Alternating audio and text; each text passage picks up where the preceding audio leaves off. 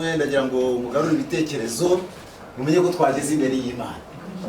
Si byose twageze imbere y'Imana, ubu turi mu nzu y'Imana, muri rwa rusengero umunsi twayiga duteraniramo n'ubwo rukinze, ariko twebwe turi imbere y'Imana. Amina.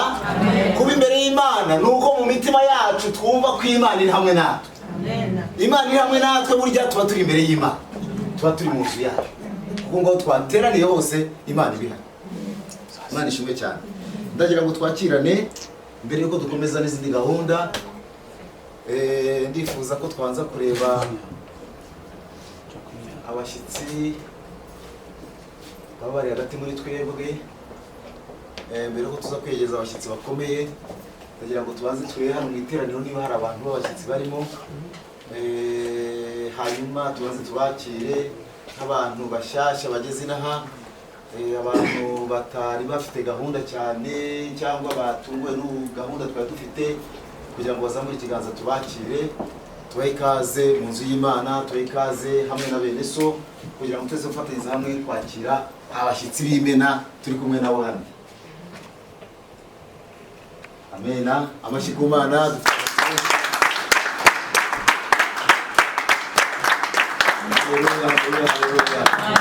Mande shimwe cyane. Dufite n'umushyitsi waturutse South Africa. Ndagira ngo nawe wahaguruke munamubone, ni inshuti ya Munezero cyane. Haguruke mumuramutse nawe. Urabona ko dufite abashyitsi benshi baturutse hano Maputo, abaturutse mu gihugu cya Afurika y'Epfo, bose bishimiye kuza kubana natwe mu birori bya bene data. Imana ishimwe cyane. Reka dusabe n'abanyetoro namwe muzamure ibiganza aho muri kugira ngo dusuhuzanye. Haleluya, haleluya, haleluya. Amen. Amen. Imana ishimwe cyane. Reka noneho twakire na mushumba abanza basuhuze. Yesu nashimwe cyane. Amen. Amen, amen. Rero tugiye gukurikizaho kwakira abashyitsi bakomeye, abashyitsi baduhurije hamwe, abashyitsi Imana yatubwiye ko bazaduteranya kuri uyu munsi. Ndagira ngo sabe Munezero ndetse na mugenzi we Gloriosa bahaguruke badusuhuze. Ibyubahiro byabo nyine bahaguruka gake gake.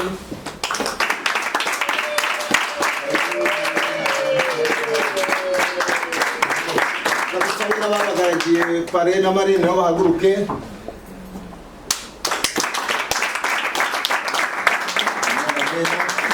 Reka dusabe n'abasore babambariye n'abakobwa nabo bahaguruke badusuhuze.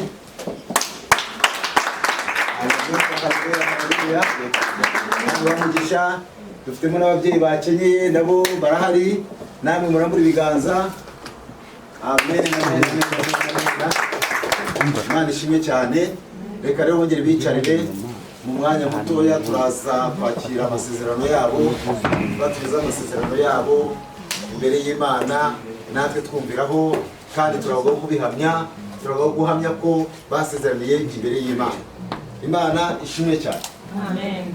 Gucunguza uburyo umwete rero, tugiye gusenga Imana, twite duha umushumba umwanya, si byiza amasamuro nuko yagiye atuyoborera amasezerano ya bene data, kugira ngo natwe twicare dutuze tuyakire.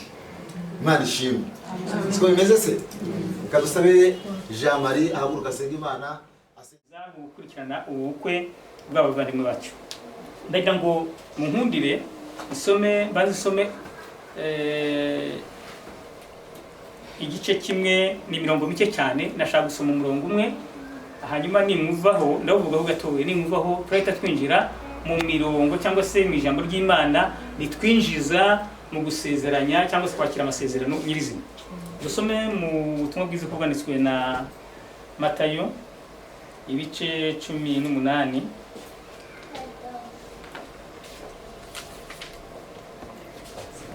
Ibice 18 dusome duhere ku murongo wa 15. Ubutumwa bwiza ko bwanditswe na Matayo ibice 18 turasoma duhere ku murongo wa 15. Haranditse ngo intero y'amagambo bavuga ngo uko itorero rikwiriye kugenza uwanze menyeshe icyaha cye mwiherereye, nakumvira uzaba ubonye mwene so, ariko natakumvira umuteze undi cyangwa babiri, ngo ijambo ryose rikomere mu kanwa k'abagabo babiri cyangwa batatu. Kandi niyanga kukumvira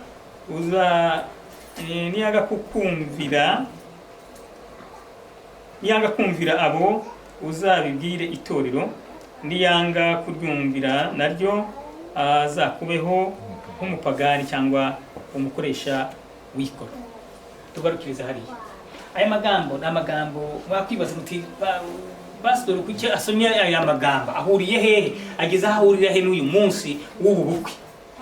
Tugize umugisha ko duteranye, kandi iyo tugize occasion iyo ari yo yose, ndibwira ko mu minsi mike tugiye kujya duterana yenda kuri za kanali cyangwa za channel zindi zitari kwa kundi live abantu babicanye nk'uko nguko, uretse bazagira umugisha bakabona aho icyumba kiri mu materaniro matoya. Ngira ngo nibyo tugiye gukwiriza muri iki gihe, kuko insengero nyine zifunze. Tuzajya dutekereza twibuka ku kintu cyitwa itorero.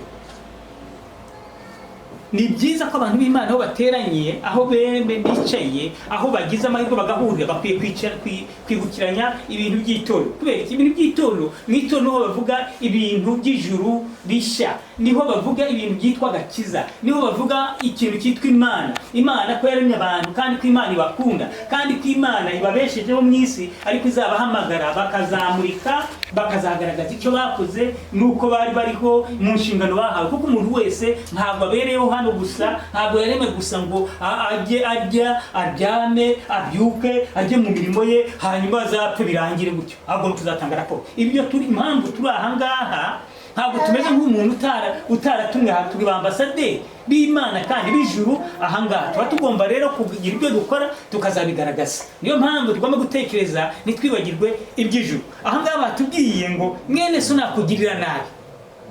Aha bari mu kintu cya mwene so. Impamvu mvuga mwene so nuko dufite icyorezo gikomeye, dufite ingorane, dufite ibintu biteye umubabaro, biteye akaga, biteye ubwoba muri bene data. Baretse kumva umuntu umwe avuga ati ubundi kubera iki bene data barokore bakunda abarokore bagira courage, abarokore bagira courage, abarokore bakunda kuvuga, abarokore nimba bakunda kuvuga. Rero ubwo bakunda kuvuga nibareke bamamaza ubutumwa. N'ubundi Imana yaduhaye akanwa, yaduhaye ururimi, yaduhaye umunwa kugira ngo tuvuge, dutanga. Garuke hahandi dusabwa kuba tugaruka ku murongo w'Imana. Imana nibifashe kandi duhungisha mu izina rya Yesu kubwira ijambo. Amen.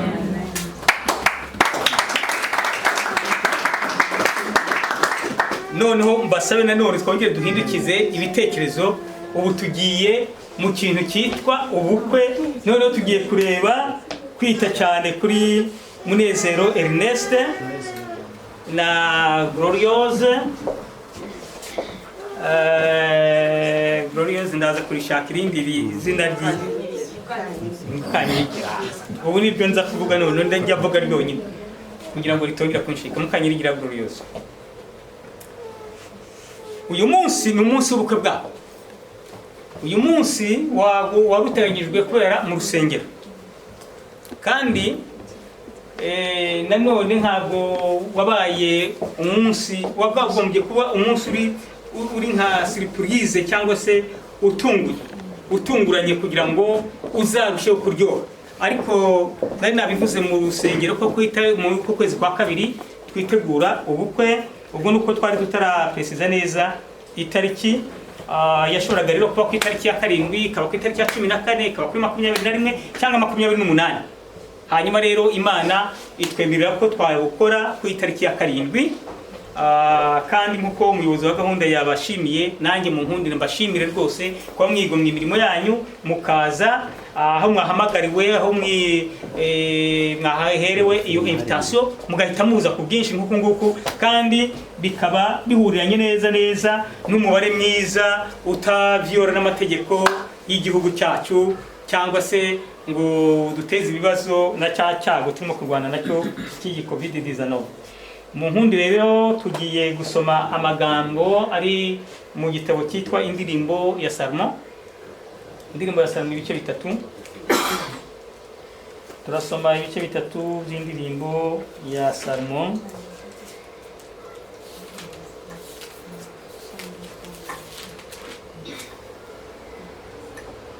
Indirimbo ya Salomo dusoma ibice bitatu.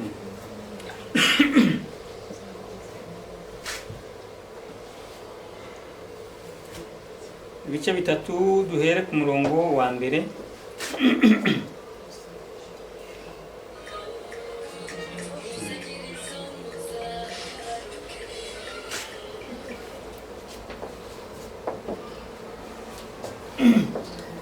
Iki gitabo kirimo ibisigo by'umukwe n'umugeni. Uyu mukwe n'umugeni kandi amagambo arimo avuga cyane ku kintu cyitwa urukundo. Avuga kuri Kristo n'itorero rye. Uyu muhanga witwa Salomo wanditse iki gitabo yagaragajemo amagambo imvugo y'umukwe, akavugamo n'imvugo y'umugeni. Tugiye gusoma igice gitoya cyangwa imirongo mikeya ku magambo yavuzwe n'umugeni, hanyuma n'irindi jambo rigufiya ryavuzwe n'umukwe. Hanyuma aya magambo turayashingiraho twakira amasezerano ya Mukanyirigira Glorious na Munezero Ernest. Umugeni aragira ati: nijoro ndi ku buriri bwanjye, mbabare ko mubonye ko mpinduye ndimo gusoma muri telefone, inyuguti zibaye nini ho gatoya, asindeba mwumvise ko na mbere byananiye. Nijoro ndi ku buriri bwanjye, nshaka umutima wanjye ukunda, ndamushaka ndamubura. Niko kuvuga nti ngiye guhaguruka ngendagende mu mudugudu, mu nzira no mu miharuro, nshaka umutima wanjye ukunda. Naramushatse ndamubura. Nahuye n'abarinzi bagenda umudugudu, ndababaza nti mbese mwabonye umutima wanjye ukunda? Tugitandukana gato mbona umutima wanjye ukunda, ndamufata nanga kumurekura, kugeza ubwo namugejeje mu nzu ya mama, mu cyumba cy'uwamzaye.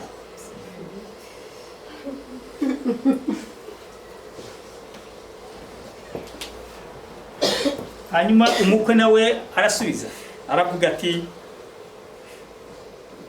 mwabakobwa b'i Yerusalemu mwe, barahirije amasirabo n'impara zo ku gasozi, zo mu gasozi, ntimukangure umukunzi wanjye ngo abyuke kugeza igihe abyishakira. Amen. Haleluya. Amen. Aya magambo ni amagambo y'ubwenge, ni amagambo ariko yujemo urukundo rukomeye. Ndashaka kuvuga urukundo rw'umukwe n'umugeni. Tugize umugisha ko dufite umukwe n'umugeni. Iyo dusomye igitabo cyitwa Abefeso, igitabo cyanditswe n'umukozi w'Imana witwa Paulo, atanga inshingano z'abubatse cyangwa z'abubakana, z'abagabo n'umugabo n'umugore.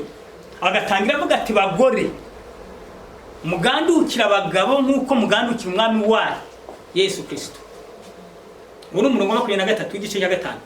Ku murongo wa 25 akavuga ati: kandi bagabo mukunda abagore banyu nk'uko Kristo yakunze itorero akaryitangira, akaryishima. Muri dafite umuntu anyeri cyangwa kizi. Noneho mu mirongo ijya kukurikira, ijya guheruka icyo gice, umurongo wa 30 cyangwa 31, niho bavuga ngo nguko niko abagabo bakwiye gukunda abagore babo, ngo kugira ngo abagore nabo babone uko babwandikira. Batangira izi nyigisho tukunda kuzigisha bajya gushakana, inyigisho twita inyigisho z'umubano, tukabwira abagore tuti ni ngombwa ko muganduka. Kuganduka niko gukunda kw'abagore. nibwo rukundo rw'abagore. Nta mugore ukunda ubundi umugore navuga ngo afite inshingano yo gukunda umugabo, reka nuzabivuga azavuga ati waribeshye wasomye nabi. Nta mugore ukunda umugabo. Bagore ntimukunda abagabo, ntimukunda abagabo, ahubwo mubagandukire. Kubera iki? Mu mvugo isobanutse neza nuko kuganduka, gukunda neza, gukunda kuzuye k'umugore niko kuganduka, babyita kuganduka. Niyo definisiyo nyayo. Noneho abagabo nabo ntabwo babwirizwa kugandukira abagabo, babwirizwa kugandukira abagore babo. Oya, nta mugabo uganduka, ahubwo umugabo. Ikinyarwanda kiba gikeya cyangwa kikagenda kiraducika. Bavuga kwa kundi kurebya guhendahenda, kuguyaguya, kugira ngo utuntu bene tw'ingutwo byinshi n'imitoma n'ibisize byinshi. Ibyo nibyo bita gukunda k'umugabo. Noneho bikaba ari byo bibaye cya kintu cyitwa yakagombye kuba agihuza n'umugore. Noneho bavuga bati se abagore rero nibo bagomba kubanza kuganduka kugira ngo abagabo nabo babe bakinguriwe. Niko ubundi Bibiliya ivuga. Dusomye aho ngaho nyine bibanze, bagore mubanza mugandukira abagabo, noneho abagabo nabo babone kubakunda. Niko bivuze, kandi koko nibyo. Ariko barangiza nanone gisoma, ntugasome Bibiliya ngo usome umurongo umwe uw'inyuma uwusige. Soma n'uw'inyuma wumva kuvuga. Uravuga uti nuko rero abagabo niko bakwiye gukunda abagore babo kugira ngo n'abagore nabo babone babagandukira. Ubwo biravuze iki? Nuko ninde ugomba gutangira? Ninde ugomba gusoza guheruka? Ntawe ugomba gutangira, nta n'ugomba guheruka. Bose baranganya. Umwe ni ukuvuga ko agomba kurwanira inshingano ye, iriya yayishyira mu bikorwa, atayishyira mu bikorwa, wowe iyawe irakureba. Ganduka kandi ubikore utitaye ku kintu icyo ari cyo cyose. Kunda kandi ubikore utitaye ku kintu icyo ari cyo cyose. Wigarukire rero. Uyu mugeni aravuga ati nijoro navuye ku buriri bwanjye, ndiruka ndashakisha umukunzi wanjye, umutima wanjye. Nta nubwo avuga umukunzi, aravuga ati umutima wanjye ukunda, umutima wanjye ushaka, ndamushaka ndamubura. Ati ndetse ndashakisha, ati mfata n'icyemezo cyo kugendagenda mu mudugudu, muri za kwarterawo, mu hirya hino, bashakisha umutima ushaka, umutima ukunda. Ni uwuhe? Kandi aho yagiye ahura n'abantu, yagiye ahura n'abakobwa, yagiye ahura n'abagore, yagiye ahura hirya hino batandukanye, ab'inzobe, ab'ibikara, abagufi, abarebare, abaseka neza, abafite imitwe isongose, abafite imisatsi, abafite imitwe ikinyigiye. Umuntu wese akunda. Murebe namwe uko twambaye, murebe uko twambaye. Wambaye ibisa n'iby'uwundi ninde? Umbwire umuntu wambaye ibisa n'iby'undi, keretse bariya bambariye nyine, bariya bambariye nabo. Kandi nabo uvuze ntabwo umwe ku giti cye, ubwo niba harimo wenda wahisemo Mukanyirigira Gloriose, umuturanyi mu bandi bakobwa cyangwa abadamu benshi, ngo akubere umugore umufasha, musezerana kwera kw'abana b'Imana. Ndakubaza nkurikije uko ijambo ry'Imana rivuga, bagabo mukunde abagore banyu nk'uko Kristo yakunze itorero akaryitanga. Ndakubaza ko uzajya umukunda, ndakubaza ko uzajya umuguyaguya keya, umubara umubabaro, igihe azaba ari muzima cyangwa se arwaye, igihe yaba abyaye cyangwa atabyaye, akiri mutoya, acyari mutoya nawe urabibona, n'igihe azaba ashaje. Mbese uzareka kwifuza abandi bagore ngo ubane nawe wenyine kugeza ubwo muzatandukanywa n'urupfu cyangwa se Yesu Kristo agarutse? Niba ubyemerere imbere y'Imana, imbere y'abamarayika bayo, n'imbere y'itorero ryayo. Ugira uti zamura ikiganza uvuga uti ndabyemeye.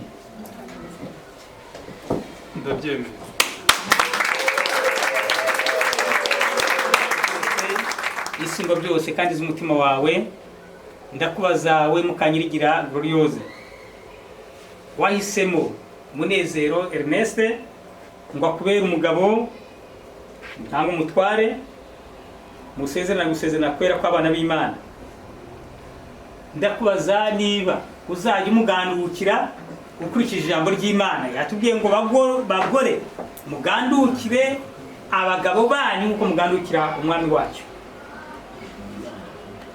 Ndakubaza ko uzajya umwakira, umukuya ku mubabaro, umwitaho ari muzima cyangwa se arwaye, mu bukire cyangwa mu bukene, mubyaye cyangwa mutabyaranye, mu byiza cyangwa mu byago.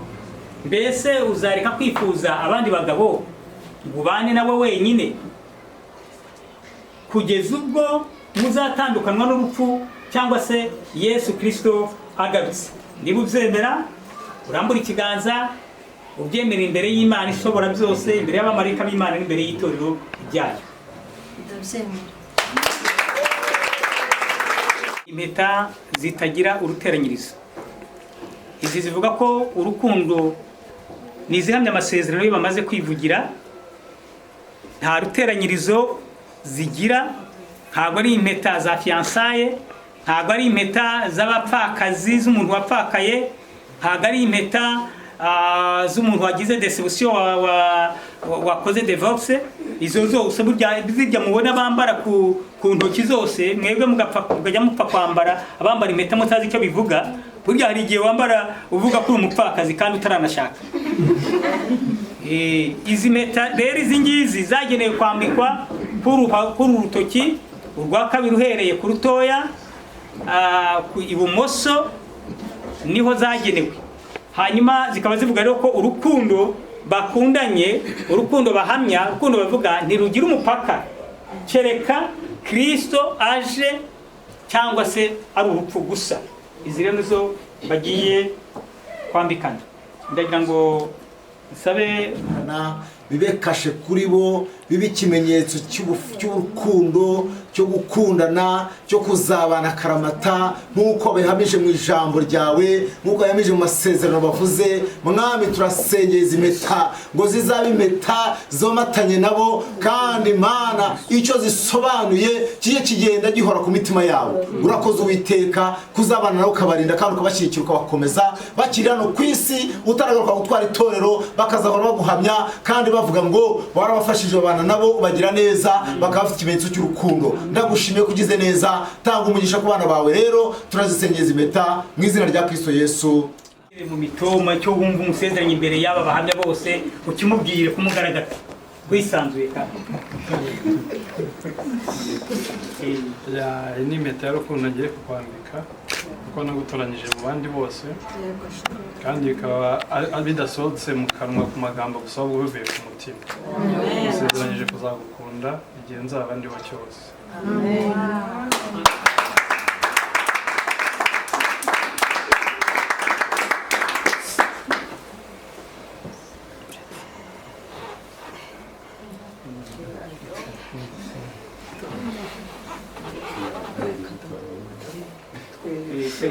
Bibikira gatoya rwose babe bakureba. Ndabona na Gloria wambitse impeta nk'ikimenyetso cy'urukundo n'ubwizerane.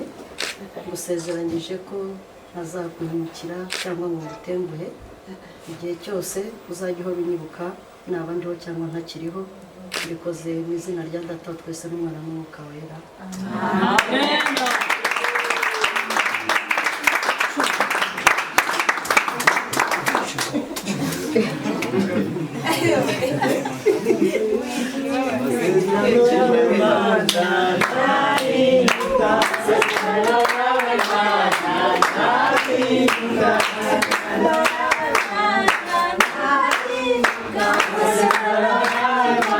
Amen.